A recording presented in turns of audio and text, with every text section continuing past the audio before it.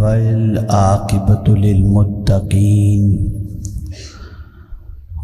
والصلاة والسلام علی سید الانبیاء والمرسلین وعلی آلہ واصحابہ الطیبین الطاہرین اما بعد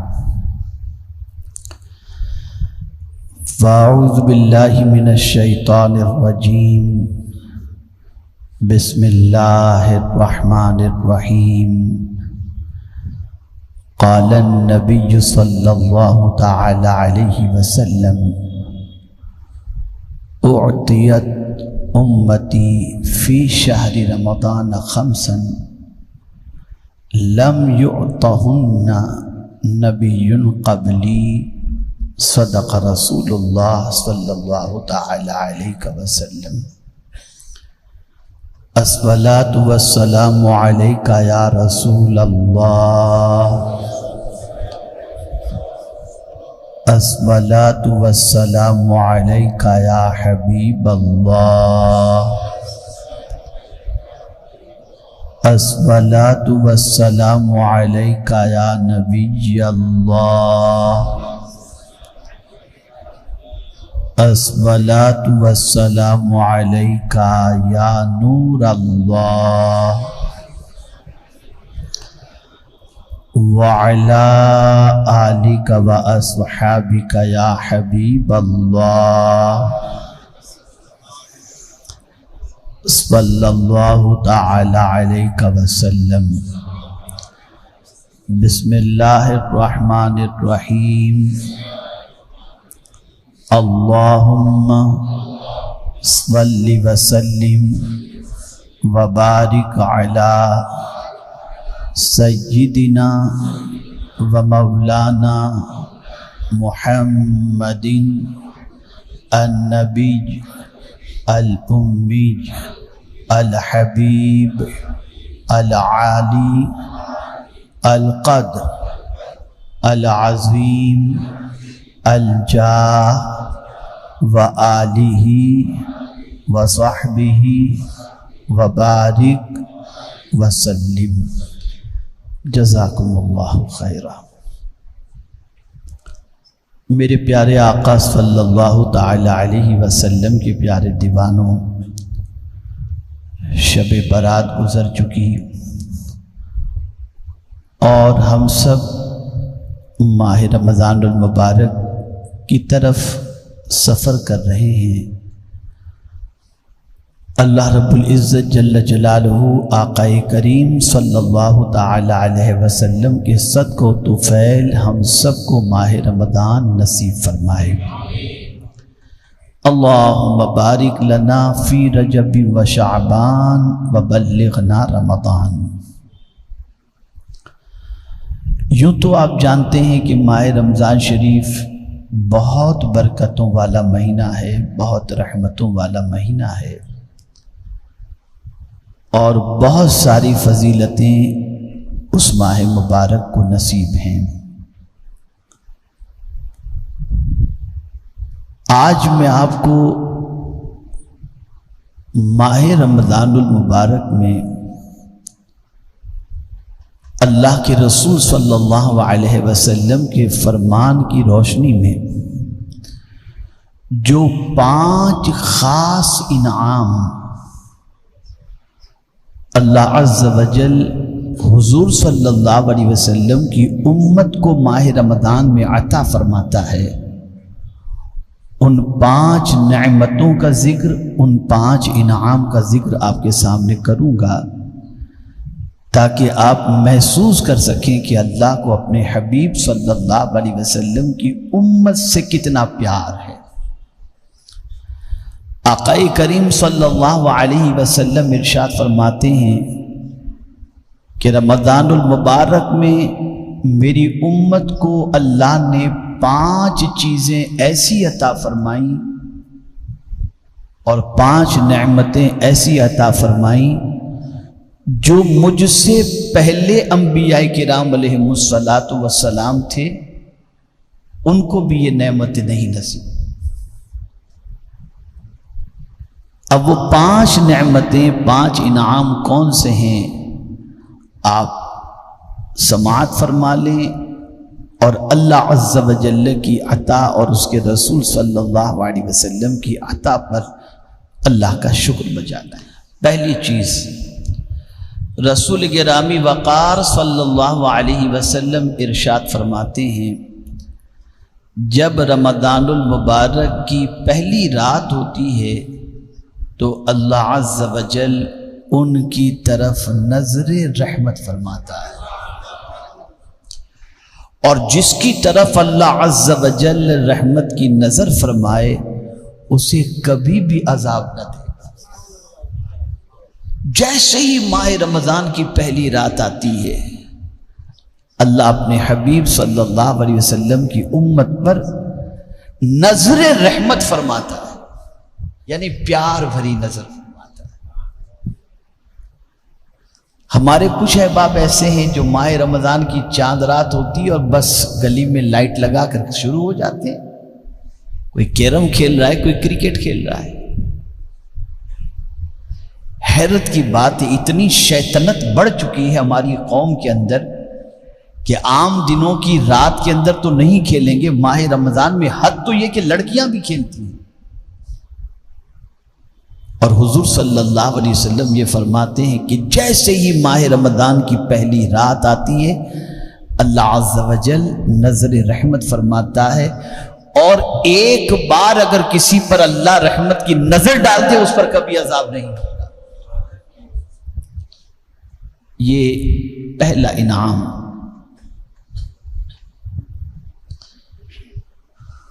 دوسرا انعام، رسول گرامی وقار صلی اللہ علیہ وسلم نے یہ فرمایا کہ شام کے وقت ان کے منہ کی بو، جو بھوک کی وجہ سے ہوتی ہے، آپ دیکھتے ہیں آدمی جب بھوکا ہوتا ہے تو شام ہوتی ہے اس کے منہ سے تھوڑی سی بو آنے لگتی ہے،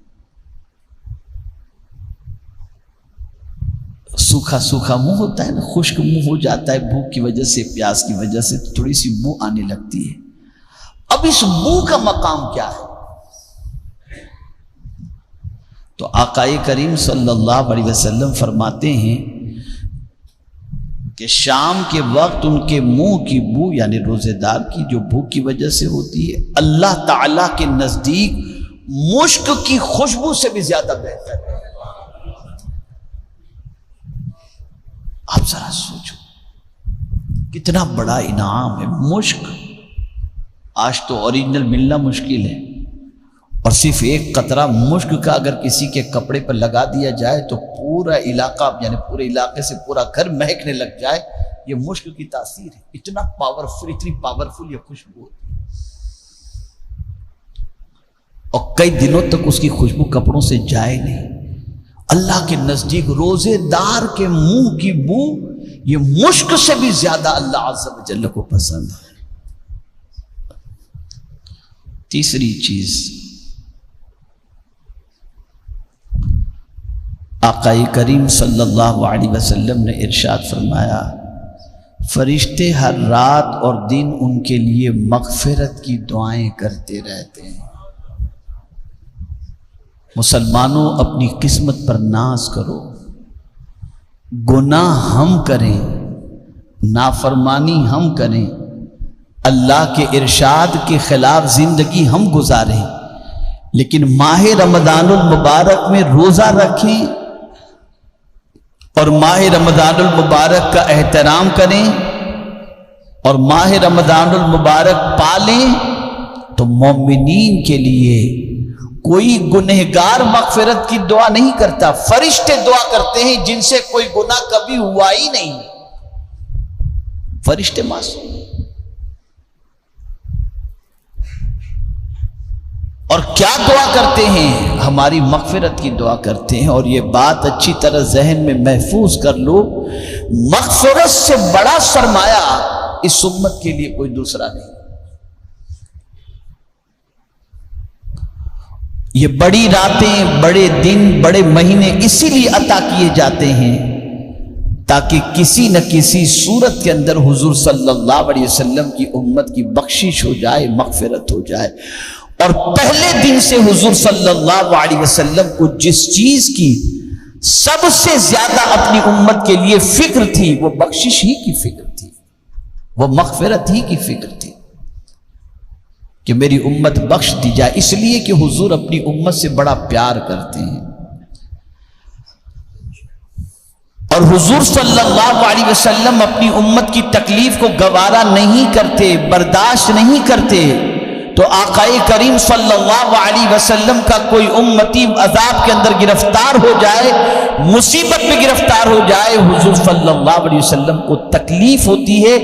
اس لیے حضور صلی اللہ علیہ وسلم کے اس درد کو جان کر اللہ کے معصوم فرشتے حضور کی امت کے لیے مغفرت کی دعا کرتے ہیں۔ کتنا مقدس مہینہ آ رہا ہے، ذرا سوچو، فرشتے مغفرت کی دعا کریں اور بندہ کرکٹ کھیلے رات بھر، بندہ گیم کھیلے، بندہ صبح 5 بجے تک خالی کھاتا ہی رہے، کتنے تعجب کی بات ہے۔ اے رسول گرامی وقار صلی اللہ تعالی علیہ وسلم کے پیارے دیوانوں، فرشتے صرف ایسا نہیں کہ دن میں دعا کرتے، ہر رات اور دن ماہ رمضان کی مغفرت کی دعا کرتے ہیں۔ میرے پیارے آقا صلی اللہ تعالی علیہ وسلم کے پیارے دیوانوں، چوتھی چیز، اللہ تعالی جنت کو حکم فرماتا ہے، میرے نیک بندوں کے لیے مزین ہو جا، ان قریب وہ دنیا کی مشقت سے میرے گھر اور کرم میں رحمت پائیں گے۔ اللہ اکبر، اللہ اکبر۔ رب قدیر جل جلالہ ماہ رمضان کی چاند رات ہی سے جنت کو حکم فرماتا ہے، اے جنت سنور جاؤ۔ جنت سجائی جاتی ہے مومن کی، ماہ رمضان میں جنت سجائی جاتی ہے، جنت کو آراستہ کیا جاتا ہے۔ ایک تو جنت کہ نہ کسی آنکھ نے دیکھا ہے اور نہ دنیا کی کوئی چیز اس کے مماثل ہے، اس کے برابر ہے۔ جنت ایسی ہے کہ اس جیسی چیز دنیا کے اندر کوئی ہے ہی نہیں۔ ایسی جنت کے اندر بھی اللہ عز و جل جنت کو حکم دیتا ہے کہ جنت سنور جاؤ، مزین ہو جاؤ، اس لیے کہ میرے محبوب صلی اللہ علیہ وسلم کے امتی، میرے بندے جو دنیا میں مشقت اٹھاتے ہیں، روزے کی مشقت اور تکلیفیں، وہ ان قریب آئیں گے۔ آقا کریم صلی اللہ علیہ وسلم ارشاد فرماتے ہیں کہ رب فرماتا ہے ان قریب وہ دنیا کی مشقت سے میرے گھر اور کرم میں راحت پائیں گے۔ یہ دنیا میں مشقت اٹھانے والے ان قریب آئیں گے میرے گھر میں، یعنی جنت کے اندر آ جائیں گے، اور جنت میں آنے کے بعد میرے کرم کی بارشوں میں نہاتے رہیں گے انشاءاللہ، پھر کوئی تکلیف نہیں ہوگی۔ اور یہ انعام صرف حضور کی امت کو نصیب ہو رہا ہے۔ یہ آقا کریم صلی اللہ علیہ وسلم کی امت سے پہلے کسی نبی کو بھی یہ انعام نصیب نہیں ہوا، یہ اس امت کو نصیب ہوا ہے۔ کتنا کرم ہے حضور صلی اللہ علیہ وسلم کا۔ اور پانچویں چیز، وَأَمَّا الْخَامِسَةُ فَإِنَّهُ إِذَا كَانَ آخِرُ لَيْلَةٍ غَفَرَ لَهُمْ جَمِيعًا، جب ماہ رمضان کی آخری رات آتی ہے تو اللہ عز و جل سب کی مغفرت فرما دیتا ہے۔ قوم میں سے ایک شخص نے کھڑے ہو کر عرض کی، یا رسول اللہ صلی اللہ علیہ وسلم، کیا یہ لیلۃ القدر ہے؟ ارشاد فرمایا، نہیں۔ کیا تم نہیں دیکھتے کہ مزدور جب اپنے کاموں سے فارغ ہو جاتے ہیں تو انہیں اجرت دی جاتی ہے؟ یعنی اگر تم یہ سمجھتے ہو کہ اس سے مراد یہ ہے کہ لیلۃ القدر میں سب کی مغفرت ہو جاتی ہے، تو صحابی نے یہی پوچھا تو سرکار نے فرمایا نہیں۔ اور رمضان کی آخری رات کا ذکر فرمایا کہ آخری رات اللہ عز و جل سب کی مغفرت فرما دیتا ہے، یعنی بندے نے روزے تو مکمل کر لیے، چاہے وہ 30 ہوئے ہوں یا 29 ہوئے ہوں، اور چاند نظر آ گیا، تو اب وہ جو رات آتی ہے جس کو عید کی رات کہا جاتا ہے، وہ اتنی برکت والی رات ہے کہ سرکار صلی اللہ علیہ وسلم فرماتے ہیں جن راتوں میں اللہ دعاؤں کو قبول فرماتا ہے ان میں سے ایک رات عید الفطر کی رات بھی ہے، اور اس رات اللہ عز و جل اپنے سارے بندوں کی مغفرت فرما دیتا ہے۔ میرے پیارے آقا صلی اللہ تعالی علیہ وسلم کے پیارے دیوانوں، آقا کریم صلی اللہ علیہ وسلم فرماتے ہیں یہ 5 انعام ماہ رمضان المبارک میں حضور صلی اللہ علیہ وسلم کی امت کو عطا کیے گئے، اور اس سے پہلے کسی نبی علیہ الصلاۃ والتسلیم کو بھی یہ نہیں عطا کیے گئے۔ اب میں آپ سے پوچھنا چاہتا ہوں،